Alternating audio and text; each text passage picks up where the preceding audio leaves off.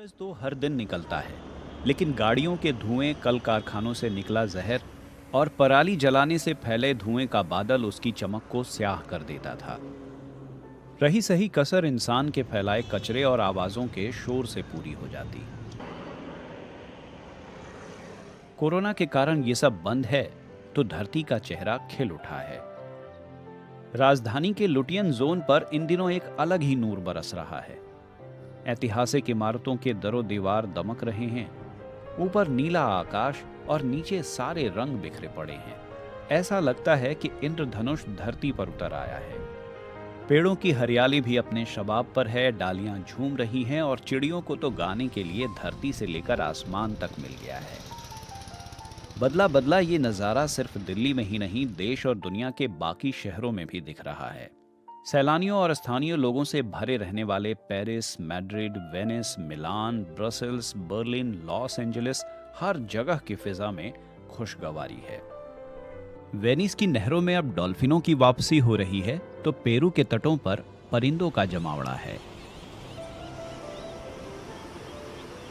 ज्यादातर शहरों की हवा मोटे तौर पर 5 से 30% तक साफ हुई है और इसका असर हर तरफ नजर आ रहा है।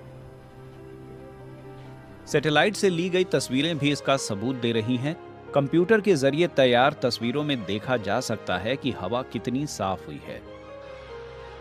पोलैंड के कुछ इलाकों को छोड़कर यूरोप के ज्यादातर देशों में वातावरण बेहतर हुआ है।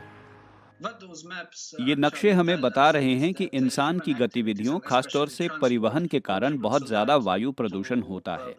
ये हमारे स्वास्थ्य को नुकसान पहुंचाता है और अगर हम इसे कम कर सकें तो हमारे पास बेहतर हवा होगी।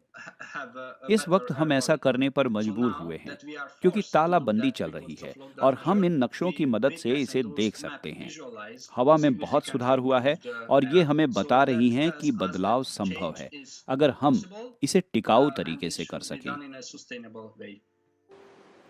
वैज्ञानिकों के मुताबिक प्रदूषित शहरों के नागरिकों को कोरोना से संक्रमण का खतरा भी ज्यादा है।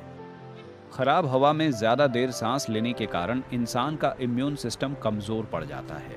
ऐसे में उसके लिए कोविड-19 से लड़ना मुश्किल होगा। धरती की हवा दूसरे विश्व युद्ध के बाद कार्बन उत्सर्जन में पहली बार इतनी गिरावट देख रही है। माना जा रहा है कि साल दर साल के आधार पर 2020 में कार्बन उत्सर्जन 5% तक घट सकता है। इससे पहले 2008 में आर्थिक मंदी के चलते कार्बन उत्सर्जन 1.4% कम हुआ था। कुछ लोग कह रहे हैं कि ट्रैफिक में कमी 30% हुई है, कुछ लोग इससे ज्यादा बता रहे हैं। और ट्रैफिक सचमुच कार्बन डाइऑक्साइड, नाइट्रोजन ऑक्साइड और दूसरे प्रदूषकों का बड़ा स्रोत है। तो आज जो आप वातावरण देख रहे हैं, वो जब हमने इसे मापना शुरू किया है तब से लेकर अब तक की सबसे साफ हवा है। आंकड़े बता रहे हैं कि 75 साल पहले दूसरे विश्व युद्ध के खत्म होने के बाद जो दुनिया भर में मंदी छाई थी, उसी वक्त धरती की हवा इतनी साफ हुई थी।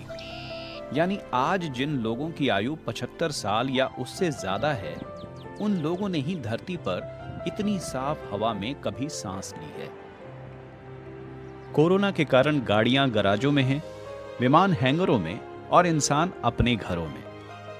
धरती के दूसरे बेटे बेटियां इस बदली फिजा में अपनी मुरादें पूरी कर रही हैं।